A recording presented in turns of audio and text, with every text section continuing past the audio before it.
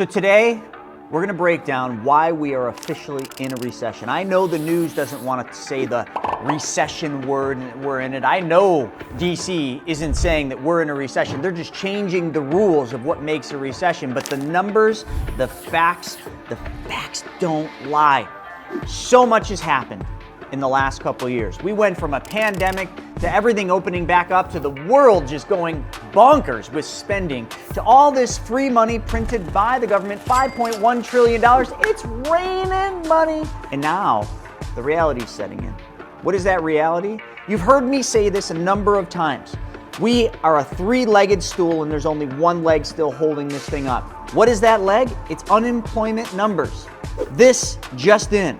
Unemployment from 1 year ago is up 396% from last year. There's over 170,000 people unemployed. But you're not hearing much about this. But every single day, you're seeing another company doing more layoffs. Disney just announced 4,000 more layoffs. And the list just goes on. The leg is done. We are in a recession. It's going to get a lot worse. I know some of you have glimmering hopes that it's all going to be okay. We're going to soft land this thing. The Fed's going to bring us home, but they're not. They're still raising interest rates. That is affecting the banking industry. It's affecting everything. The banks are showing their weakness. Today in this episode, I'm going to cover where the banks are weak, what's going on, why the U.S. is failing as a country, and what does all this mean for you, and how can you get ahead of this? And how can this be the biggest opportunity of your life, not the biggest folly of your lifetime?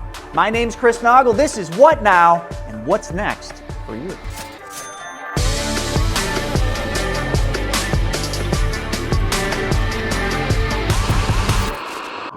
So let's just dive into the facts. I already mentioned that unemployment is the third leg of the stool. The only leg still standing, but it's breaking. Because from last year, unemployment numbers have gone up 396%. If you're talking about the tech industry, that number, the unemployment number in tech, is up 38,000 plus %. But who cares, right? That doesn't affect you. It doesn't affect me. If I lose my job, I'll get another one. Until you won't. How about we look at the debt in this country? Not the US debt. We'll cover that in a little bit. But let's just talk about household debt. The average household debt in this country right now is $165,000 and climbing. You want to ask why everybody's still flying, why everybody's still vacationing, why it seems like even though all the pricing's gone up and inflation has run rampant, why everybody still seems like it's okay? How is this possible? Look at the credit card debt. It has increased well in excess of over 100%. That's right. Credit card debts are at all-time highs. So now we've got, just do the numbers right, we've got the average household debt at $165,000. The average American income is just a smidgen over $80,000. So you're making 80 and you got debts of $165,000 and you've got interest rates creeping up. The Fed is still going to probably raise interest rates another 0.25% in May, and they might continue to push. So we're not done with this rising interest rate cycle. Your debt is just getting more expensive. It doesn't matter if we're counting days, weeks, months, years, it's getting more. And if your income isn't going up faster than what your debt cost is going up, you are going backwards like so many others. Folks, in my own life, I see this. I see all of our bills going up. Even though I have zero debt outside of my primary mortgage, I see the impact of what this means when it comes to banks and what banks are doing and what banks are willing to lend. But let me take and peel that onion one more time. Savings. I mean, people still have to have a bunch of money saved from during the pandemic because everybody was saving money then, right? Wrong. The US household savings averages $4,500. But of that $4,500, 42% of Americans have less than $1,000 in savings. So less than $1,000 in savings for 42%, even if the average is $4,500, but yet the average debt is $165,000 and the average household income is just a smidgen over $80,000. Something's not adding up here, folks. Just look at everything that's going on. I just read an article recently that the hunger in this country is climbing. that is a key indicator that you're seeing economic fragility. So those are some of the facts, some of the things that are happening right now. Costs all around us are going up. Cost of lumber, the cost of food, the cost of your car, the cost of fuel. It all keeps going up, but your income, our incomes, don't seem to be going up quite as fast. This all spells disaster. But the number one thing I said in there, the number one thing that I want you to really pay attention to is the debt. Because if there's one thing that will sink an American household, it is their debt. $165,000 is the average debt. And it's like a ticking time bomb. Because as interest rates keep climbing, the cost of that debt keeps going up. Let me give you an example. How about housing? Have you looked at housing recently? The price of housing is pretty high because there's a lot of demand. Even though interest rates have gone up, and even though those interest rates that have gone up have created a huge problem for Americans being able to actually buy and afford the housing. Let me give you some of the numbers on that. If you went to get a mortgage today, that mortgage would cost 29% more than it did last year. But last year was 39% more than it was the prior year, which means buyers are paying 50 to 65% more just to get a mortgage, just to own a house. And if you're in California, the average person in California is spending more than 50% of their income on their mortgage. I can't even fathom that. I can't even see how that's sustainable. I can't even understand how the banks and the government, because the government is definitely subsidizing some of these mortgages, how they can even see that that will ever be sustainable. I feel like it's 2007 all over again. You know, the real estate market's bubbling. The stock market's bubbling. You've got everything in a bubble right now. Even the car industry's a bubble right now. And you got the cost of everything going up. But it's all being held up by the government saying, oh, don't worry guys, we got this. The banks are failing. You got Silicon Valley Bank, gone. Signature Bank, problems. Credit Suisse. Just a couple weeks before Credit Suisse, the regulators said the bank was sound. And then a couple weeks later, kapoop, done. It's all okay. But you know, this is all going back to the things I remember when I was an advisor in 2008 and 2009 when the entire financial system was imploding. But this is different? Please tell me how. This is a lot worse. This isn't different. This is 10 times worse, maybe 100 times worse than it was back then. Because back then it was just real estate. And it was a whole bunch of shady dealings. You've already seen the movies. You know what happened. The mortgage-backed securities, the CMOs, the GMOs, and all of that. Yeah, sold by Wall Street to you.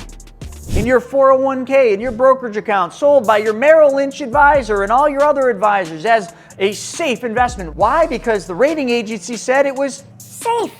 But behind the scenes, it wasn't. They were just being paid off. What is going on today that's any different than what was going on then? This is way worse. This is way worse than it was back then. And not only is it worse, it's bigger. The bubbles are bigger. It's not just real estate in a bubble, it's also the stock market and the car industry, and everything's in a bubble. So how do you avoid this? Well, stick with me to the end of this video and I'll tell you how you avoid the pitfalls that are gonna come along with this recession and how you can actually look at this thing as a massive opportunity. But you gotta stick around to the end because I'm not done telling you all the things that are happening right now. But get a load of this. Now, because the cost of mortgages has gone up so much that the average person can't afford a house, what they're now doing is now they're gonna say, okay, if you can't afford a house, what we're gonna do is we're just gonna give you a 40-year mortgage. I remember this back in 2009 to 2014, the modifications of mortgages. But now, to qualify for one of those 40-year mortgages, which barely changes your payment at all, literally, from a 30 to a 40, it barely changes your payment, but it certainly changes the amount of interest that you paid. If you understand the velocity of money, you would understand how banks are gonna make a bloody killing on this. But are they? Because every single mortgage that a bank is writing right now, they say that they're losing money. How in the world can that be? When banks write a mortgage right now, they're literally losing money. Think about that. So then our government comes out and says, no problem, we got this. to subsidize all those dangerous mortgages and all those bad debts that all the banks are doing. Yep, that's right, those 40-year mortgages. Because to qualify for one of those 40-year mortgages, get a load of this. It basically means that you have to be in the process of doing a loan modification. You have to be delinquent on your existing mortgage, and they're really going to modify your mortgage to a 40-year just to avoid foreclosure. But you realize a 40-year mortgage, most people won't even make it to the end of that 40 years. They'll be dead. That's right, one of the two certains in life, death and taxes. But speaking of taxes, the US government is also another one in severe debt. So what our awesome politicians decided to do is to subsidize all those crappy, bad loans and bad mortgages out there that they're freely giving away. In California, they had a program, it was like $300 million, but they pretty much just gave people free mortgages. It was gone in 11 days. Most of those mortgages, by what they're saying, are going to default. But here's how they're going to tackle that problem. People like myself and like all of you who have worked really hard in their life to get good credit, to pay their bills on time, to do everything you thought you were supposed to do. I mean, you gotta be a good bill payer. You gotta pay those bills on time. You gotta keep a good credit score. Oh, I need a 650 to 700. Perfect. You've done such a good job that now they're gonna charge you more. Why? Oh, well, so the people that aren't so good at saving, aren't so good at paying their bills, the people that can't pay their bills, won't pay their bills, intentionally just learn that this is happening so that they can pay less.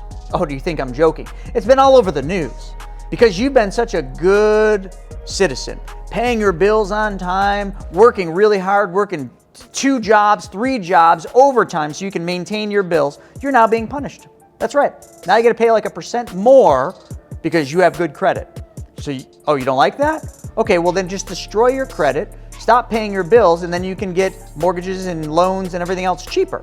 I know I went a little too far on that, but you get the point. Where does that solve the problem? All you're doing, government, okay, I'm speaking to you, all you're doing is creating weak citizens that have no responsibilities, that it makes no sense to do things the right way. It makes all the sense in the world to do everything the wrong way. It makes all the sense in the world not to pay your bills, not to go out there and work any harder, not to do anything more, not to create anything, because you are just going to give us everything. All you're going to do, government, is you're going to create internal conflict, and you're going to create what they call the great power conflict. It's not the first time this has happened. You're going to go to the haves, and you're going to take from the haves, and you're going to give to the have-nots. And you're going to call that a good deed. But the haves, they weren't just handed that money. They didn't get born with a silver spoon in most cases. They worked really hard. They worked 2 jobs. They were the ones that built the backbone of the small businesses that make up the biggest part of this country. And now you're going to punish them so that the have-nots, the ones that have not, the ones that have just conformed, the ones that have just had their hand out, not all, and folks, you guys can take this for what it is, you're just going to give more to them. But you know what? As Ray Dalio says, there's 3 major forces that are happening right now. And those 3 major forces are what are going to take so much of this country down. But before I tell you about these 3 forces, I need you to do something. Right down below, I need you to click that subscribe button. That's right. Just click the subscribe button, and right up the top, there's a little bell. Smash that bell. And while you're at it, give me a like and shoot me a comment and let me know what you think of this and how you are handling some of these things. Right there, the subscribe button. Just hit it. Great. Let's dive into the 3 forces that are working against everything we're doing. The first thing is the government is creating more debt. They're creating more debt and printing more money through the Treasury to buy that debt. And this is creating a massive amount of debt that the government will never be able to pay off. The government's literally creating more debt than it brings in revenue, to the extent of over 120% more. That's right. So they're not even making enough money in tax revenue to pay the debts. And the debts aren't slowing down. Oh, no, no, no. And you don't believe me that the government is in this situation? Well, get a load of this. The budget deficit is up 92% just this year. That's right, 92%. Can you imagine that? Well, you probably can't. But interest rates are high. From March 2022 to March 2023, $430 billion more has been created. That's just a year's period of time. $430 billion more. That means that the debt right now is $31.4 trillion. Now let me put this into perspective. You all know how to count 1 to 10, right? 1, 2, 3, 4, 5, 6, 7, 8, 9, 10. You got that. So now count to 100. How long did that take you? Count to 1,000. How long did that take you? Let me tell you how long it would take you to count to 1 trillion. Just 1 trillion, not 31.4 trillion. It would only take you 30,000 years. So get started now. I'll keep track. 30,000 years. That's all it's going to take you to count to $1 trillion. And we have 31.4 trillion, and they're estimating that we're going to be at $50 trillion in debt. Well, that should concern you because it's not just got you concerned, it's got me concerned. It's also got China concerned. China warns of global financial instability from the US. And what does the fallout look like from the United States? Because we are the leading empire, we are the reserve currency. So what does our spillage look like? And how does that toxic waste that we're spilling over, and I don't mean real waste, I just mean our financial mess, how does that affect the rest of the world? Well, that's what China's asking, and China's not the only one asking that. Because another thing that the IMF is saying is that these tensions between the US and China could cost the world economy 2% of its outlook. That's right, 2%. Now that might seem like a small number, but I bet you it's a large number when you really figure out how much output there is in the world. Let's go to force number 2. It's a lot of internal conflict. Think about it. They've got us pretty well divided in this country. It's either red or blue, it's black or white, it's vaxxed or unvaxxed, and shall I keep going? No, but you get it. There's massive instability right now internally. And just when you look at wealth gaps from the rich to the poor, it's the largest that it's ever been since 1930. Force number 3 is external conflict. If you don't see this, you've been living under a rock. China and the US, well, they're not exactly buddies anymore. And Russia, well, they pretty much hate us because we're meddling in their war over there in Ukraine. All of this leads to something that we've been at because, we'd have to go back and you'd have to study history. And if you went back to 1945, that was the great shift. After the war, we won the war, which means there was a power shift. We became the leading power. And in the leading power, because we won the war, we got to write the rules. And we did. And we've been living under those rules all the way up to this point. Now, whether or not you think we're a strong nation or a weak nation, it doesn't matter. The other countries like China and India and Russia are probably all looking at us saying, you know what? Now might be a good time to try to take some of that control and power back. Now, I hope I'm wrong, but history always repeats itself. And you know what? When you follow the cycles, they go in 75-year cycles. Tick, tock, tick, tock. Yep, we're there. So what does all this mean to you? How are you gonna take all this data that I just gave you that probably has some of you actually in tears? And if it does, I'm really sorry. I'm just giving you the facts. And there's just a lot of facts. But what could you do to get ahead of this? Well, it's pretty simple, actually. The first thing you should do is create a budget. All your income's on the left, all your expenses and debts on the right. What comes out at the end? Are you making enough money to support all your debts with some excess, and could you still save? Or are you like everybody else in this country where you're saving less than 5%? Hopefully you're the one that's saving roughly 10%. And if you are, that's great. Secondarily, we got to get rid of your debts. So we really got to look at your debts and do this little thing that's called the snowball effect. Okay, and how that works is you put the lowest debts in order to the highest debts. Forget about the interest rates. Low balance to high balance. And then watch a couple of my other videos. I'll put one up at the end that will show you exactly how to erase that debt, because debt will be the number one thing that brings you and your family's financial situation to a halt. The other thing you got to do, and this is really difficult, so I want you to listen up carefully. You need to take back control of your money. Stop thinking that the financial advisors are going to take your money and make everything okay. They're not. Financial advisors, I used to be one for 16 years, they make money managing your money by putting it into the stock market. Where is the stock market going? That's right, down. It's not going to go up, it's going to go down. That's the cycle we're in. But yet the advisors want to put your money in the markets. Where does it make any bloody sense? It doesn't. Why does it not make sense? Well, it doesn't make sense because you just don't understand how the game is played. But you certainly understand that your money is your money, and I'll tell you this, if you don't understand it, no one cares more about your money than you. So it's time for you to become a good steward of your own money. It's time for you to take back control of your money. It's time for you to stop thinking about giving up control to somebody else like the banks and Wall Street and the advisors, and to take that control back and make that money go to work for you by you becoming your own bank. Well, that's right. You can do exactly what a bank does. And you could probably do it better than banks because clearly the banks aren't doing a very good job. Have you been to the bank to borrow money lately? Yeah, they're not lending. Why? Because they're scared. Because they're all in liquidity crisis. They're just not talking about it in the news, folks. If you become your own bank, if you listen to what I teach about how you can be your own bank, how you can actually take back control of your money, you will look at this next cycle, this recession, as the biggest opportunity of your life. Because, folks, Warren Buffett said it best.